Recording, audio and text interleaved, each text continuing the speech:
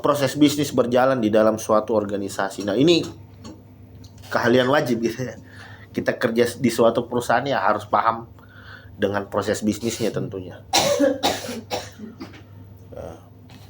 Karena dengan memahami proses bisnis yang ada di dalam suatu organisasi, tentu kita bisa menilai mana aset-aset yang memiliki potensi resiko ya. Kita bisa tahu mana aset-aset yang berharga yang memiliki potensi untuk diserang.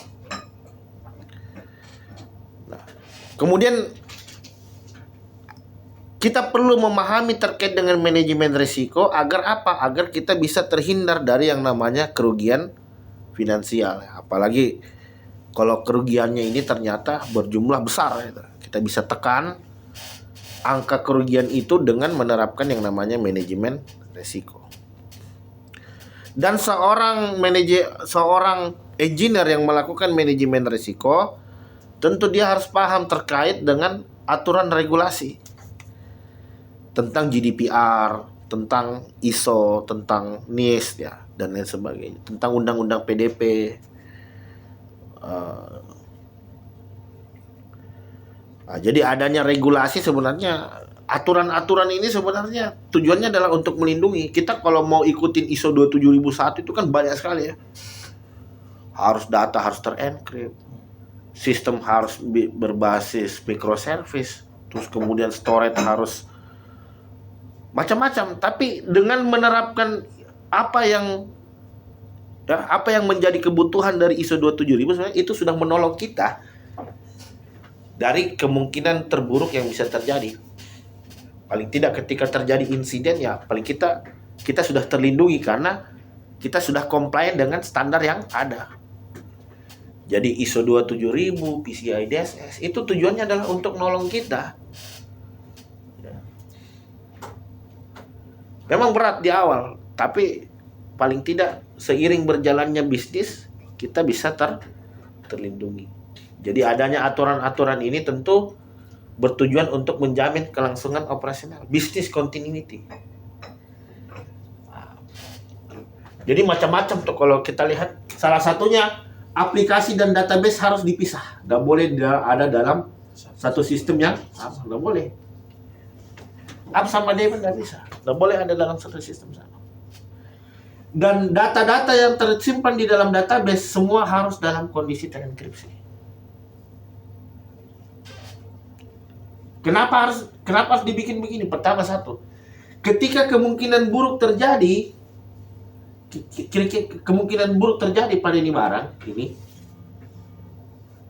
paling tidak hacker nggak akan bisa lihat datanya. Kenapa? Datanya terenkripsi. Kalau dia bocor, paling tidak kita sama-sama bocor. Anda bocor tapi Anda tidak bisa lihat juga kan? Kenapa? Karena dekriptornya ada di aplikasi. Aplikasi bocor juga tidak ada gunanya kalau nggak ada database-nya, betul tidak? Jadi memang harus dibikin saling tersegmentasi, terpisah. Ya? Terpisah ini tempatnya atau pengelolaannya? Bisa dia tidak masalah di satu tempat, tapi paling tidak dia ada di device yang berbeda. Atau boleh dalam satu server yang sama, paling tidak dipisahkan oleh virtual machine atau kontainer. Makanya trennya sekarang ini apa?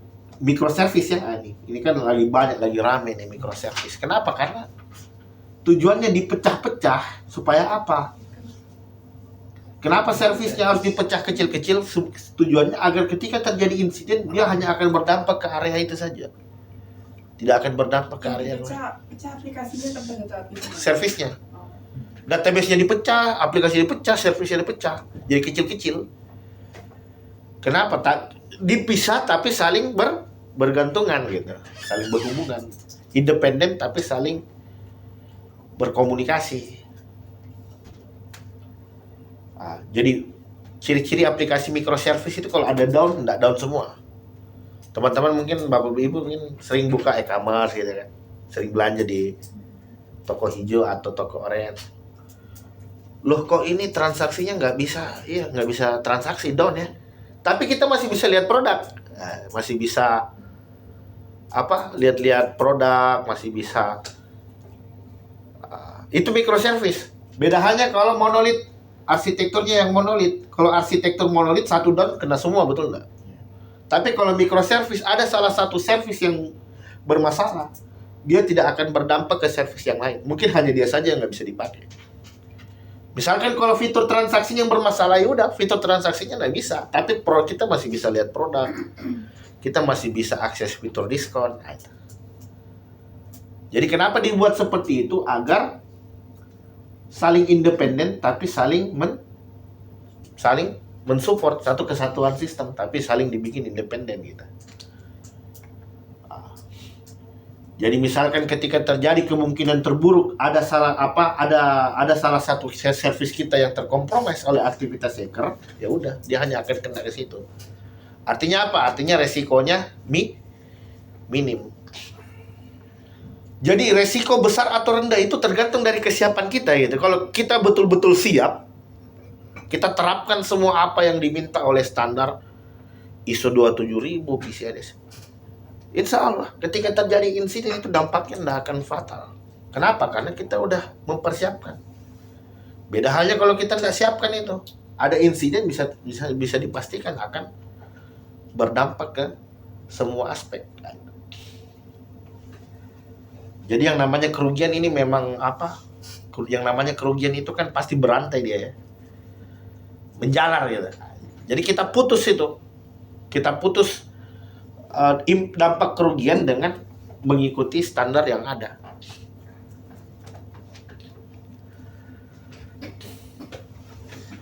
Ini adalah beberapa framework yang bisa kita gunakan dalam manajemen risiko ya. Jadi kalau yang paling standarnya itu kita bisa pakai ISO 27001 ya.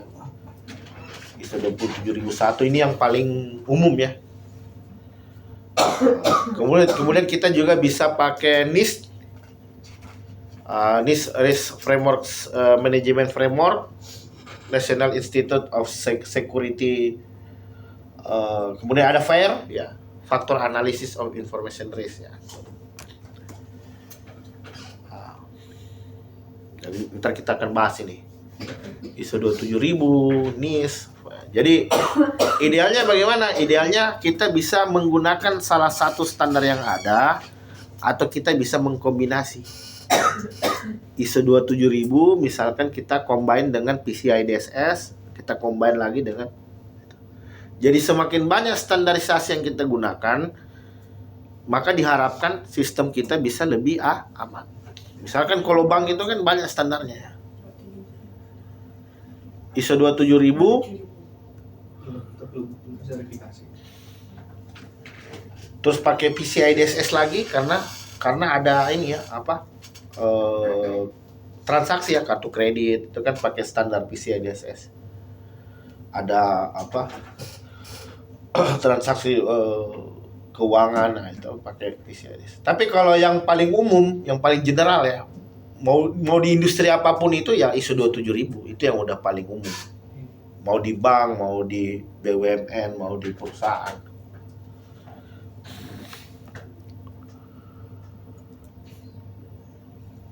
Nah, ini opsional aja. Nah, jadi kita harus punya pendekatan terkait dengan bagaimana melakukan penilaian resiko ya. Nah, seberapa besar dampaknya dan siapa yang selanjutnya bertanggung jawab atas resiko yang terjadi. Jadi harus ada penanggung jawab. Jadi semua resiko yang bisa terjadi itu harus ada ownernya. Siapa nih penanggung jawabnya? Nah, itu. Mas Billy bisa diskusi dengan serangan kita kemarin. 2 bulan Don.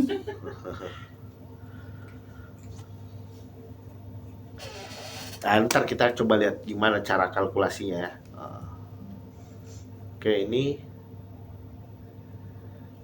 Ini kesimpulan untuk slide 1. Cyber security bukan hanya teknologi, tapi soal resiko bisnis. Makanya pengetahuan terkait bisnis itu wajib. Jadi sekalipun kita IT, entire proses yang berhubungan dengan bisnis itu harus dipahami secara mendalam.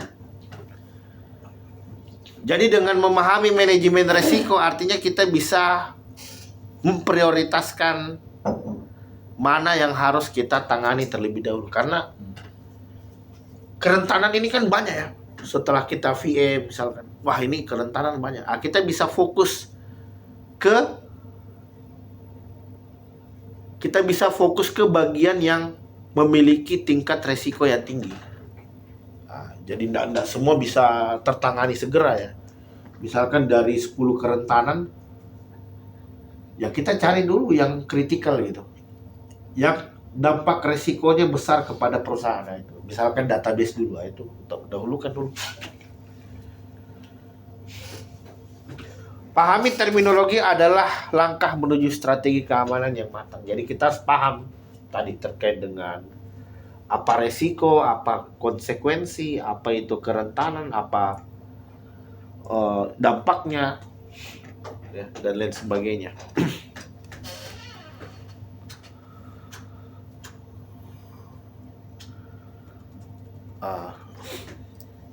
Jadi seperti biasa saya kalau ngajar itu harus ada labnya, harus ada praktek.